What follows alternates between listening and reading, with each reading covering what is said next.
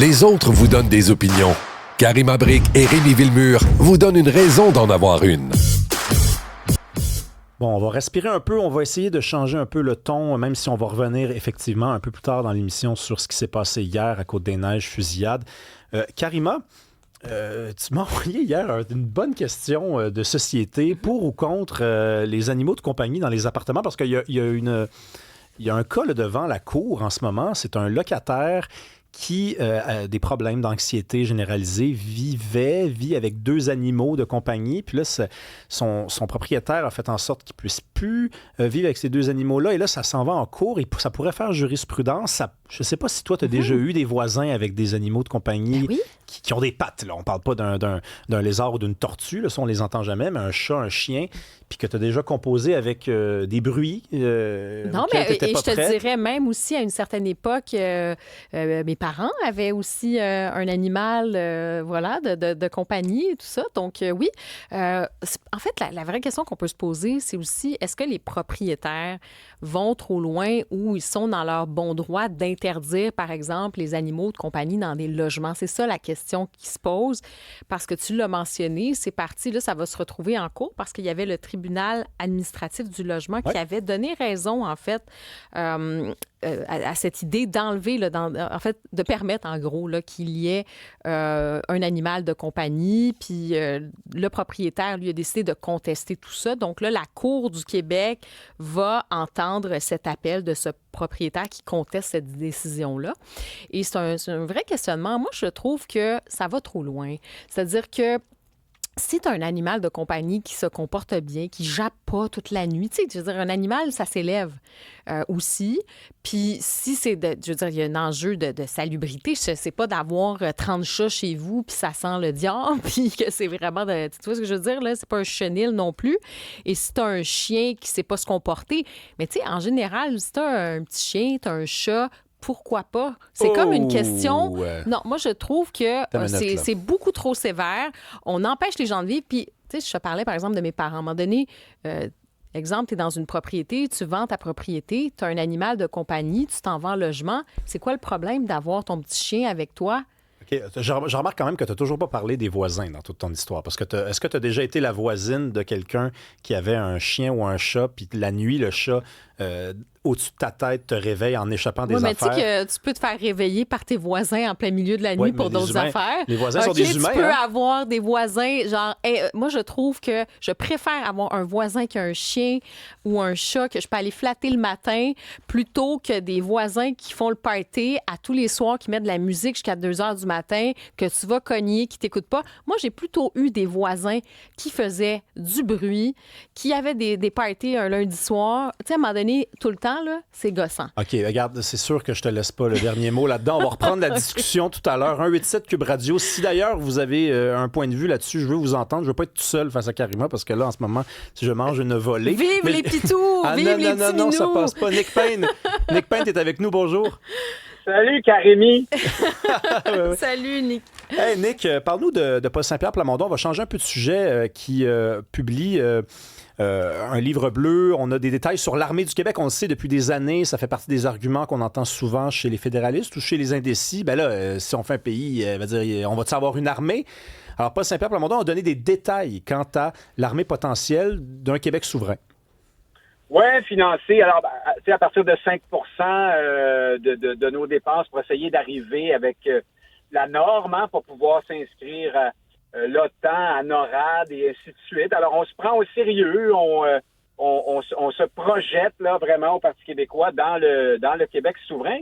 Moi, ce qui m'intéresse, ça recoupe un peu la discussion qu'on avait l'autre jour, notamment avec Karima, sur notre capacité à ne pas avoir le réflexe du dépit ou du haussement d'épaule ou du ridicule lorsque, pendant un instant, on a des leaders politiques qui considèrent le Québec comme un presque pays là qui a le droit de s'intéresser à des questions régaliennes, donc aux grandes questions sur lesquelles se penchent les pays adultes là qui ont une existence sur la scène internationale.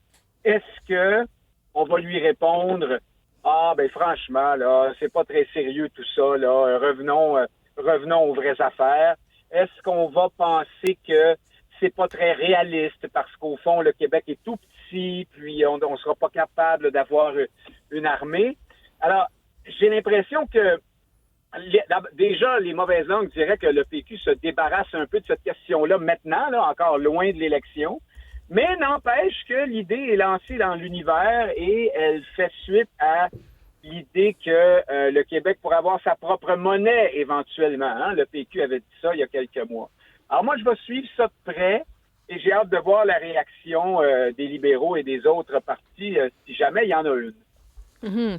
Non, mais c'est intéressant. Mais parlons justement le plus globalement de cet exercice. Puis moi, j'ai l'impression que c'est toujours aussi côté éditorial. Là, les gens parlent de l'armée, mais c'est comme une affaire parmi d'autres. C'est tout le temps le point, par exemple, des fédéralistes. Oui, mais là, qu'est-ce que vous allez faire avec l'armée?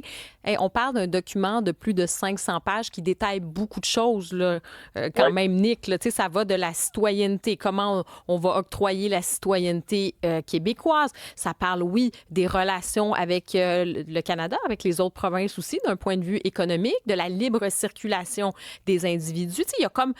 En fait, c'est un corpus de à quoi pourrait ressembler un Québec pays, le Québec indépendant. Donc, on règle des questions techniques, des questions aussi fondamentales, mais en même temps, c'est pas figé, là. Toi, tu retiens quoi globalement de ce livre bleu? Bien, elle savait que c'est un effort de sérieux. Ça prend du sérieux dans la démarche. Si tu es indépendantiste, tu veux que le Québec soit un pays, c'est la moindre des choses que tu élabores un peu et que tu montres à quoi ressemblerait l'architecture de toute l'affaire. En dépit, bien sûr, des colibets, puis j'y reviens, mais des haussements d'épaule et des réflexes un peu gênés par rapport à ça. Toutefois, je te dirais sur ce que je pense de l'ensemble de l'exercice que c'est très bien fait.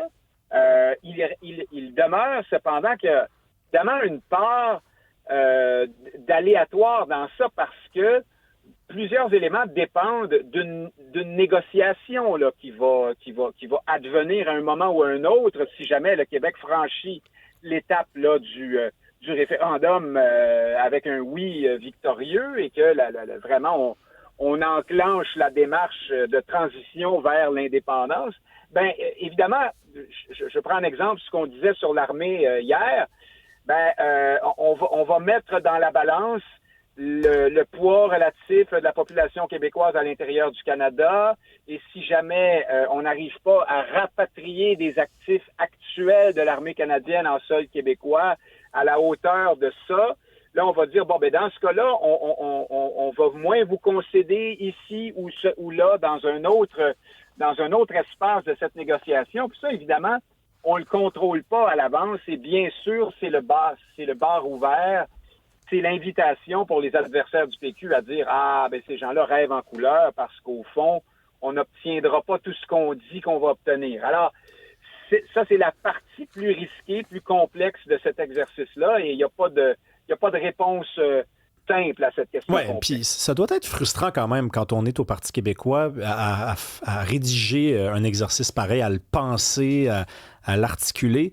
Et quand on se rappelle que pour des gens qui sont, disons, convaincus là, que c'est pas une bonne idée, ça change rien un document comme ça. Tu sais, je veux dire, tu fais juste essayer de trouver des bébites. On va trouver des gens aujourd'hui qui vont dire, par exemple, parmi les fédéralistes les plus convaincus, que c'est pas réaliste la fameuse déclaration voulant qu'on serait capable d'atteindre la cible du 5% du PIB pour se conformer aux exigences de l'Alliance internationale. On sera jamais capable de faire ça. Donc, malgré le fait qu'on a dans le livre bleu la garantie qu'on y arriverait selon le Parti québécois, il y a quand même des gens qui vont dire, ouais, mais c'est une garantie, mais ça ne veut pas dire forcément qu'on va y arriver. Donc, en réalité, on fait quoi? On prêche aux convertis ou on va chercher un peu d'indécis? Est-ce que c'est ça l'objectif? Je pense qu'il y a, évidemment, les convertis, on n'en parle même pas. Non. Ils sont acquis, bien sûr. Il faut dire aussi que ces travaux-là n'ont pas commencé hier. Hein. Ça fait des décennies maintenant qu'il y a des gens qui réfléchissent à cette question-là et à la forme que prendraient les diverses institutions et l'économie d'un Québec souverain.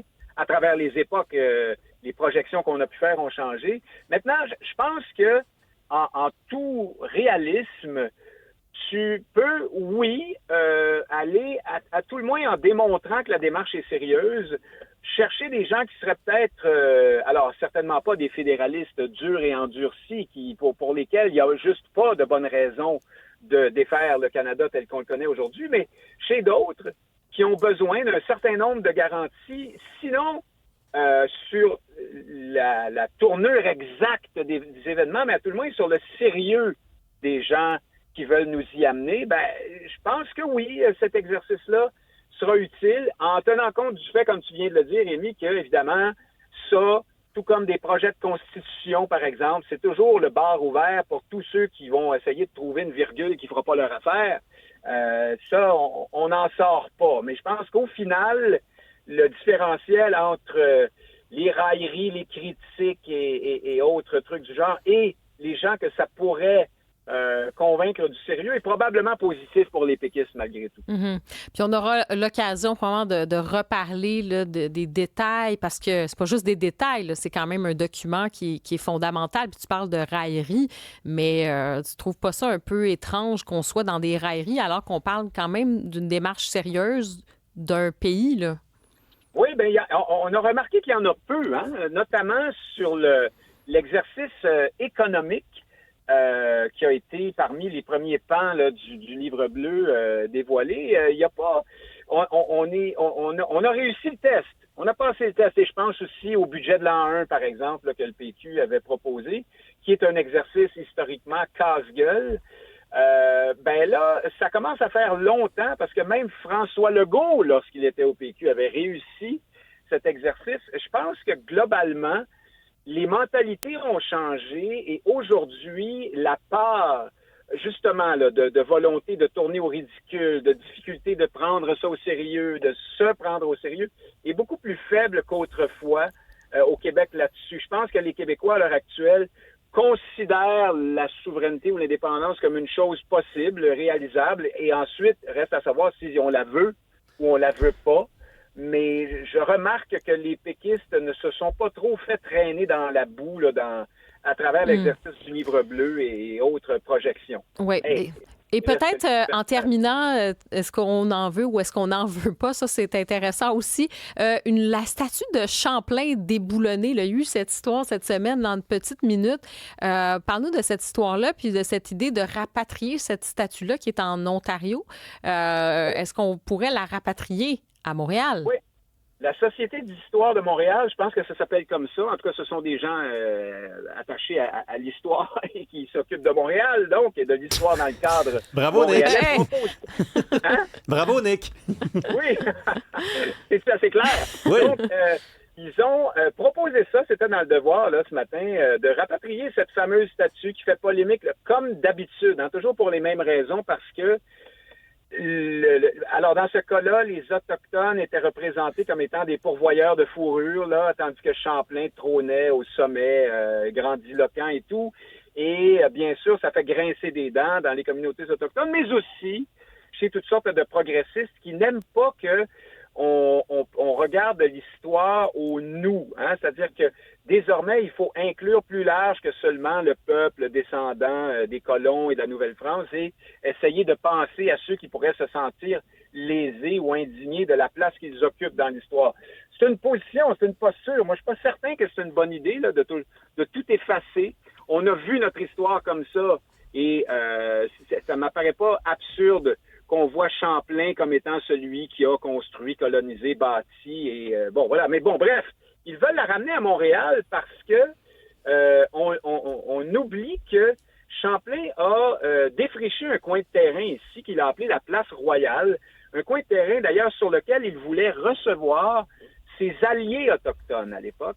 Et puis, ce n'est que quelques décennies plus tard qu'on a ensuite commencé à construire Ville-Marie à ce même endroit. Donc, Champlain a un lien historique plus fort qu'on pourrait le croire à certains égards avec Montréal. Et donc, moi, ça m'apparaît comme étant une bonne idée. Il faut dire aussi que la statue a été dépouillée de ces sous-statues qui montraient les Autochtones. Ça a coûté des dizaines de milliers de dollars là, au fil des ans. Là. C'est ça. Alors bon, pourquoi pas? Les Ontariens en veulent plus. Amenez-nous ça. Moi, ça va me faire... Je trouve que c'est une bonne idée. Nick, en plus, puis on va se laisser là-dessus, les Canadiens anglais constituent un peuple assez particulier. Je veux dire qu'on soit pour ou contre John A. Macdonald, ça reste quand même leur premier ministre, un des bâtisseurs du pays, puis ils ont accepté collectivement que les statues soient déboulonnées. Maintenant, Samuel de Champlain, qui est quand même le fondateur de la Nouvelle-France, Je veux dire, il y a quand même des personnages, sans dire qu'on ne devrait pas critiquer, qui sont presque de l'ordre du sacré, puis on est peut-être les seuls au Québec à l'avoir saisi. À demain, Nick. En personne, peut-être? Salut! Ah, demain, certainement. Ah, pas demain. Ben non, on n'est pas en nombre demain. À jeudi. À jeudi. À jeudi. Sinon, je vous attendrai. Une chance que tu me l'as dit. Moi, je serais venu tout seul ici. Bye-bye.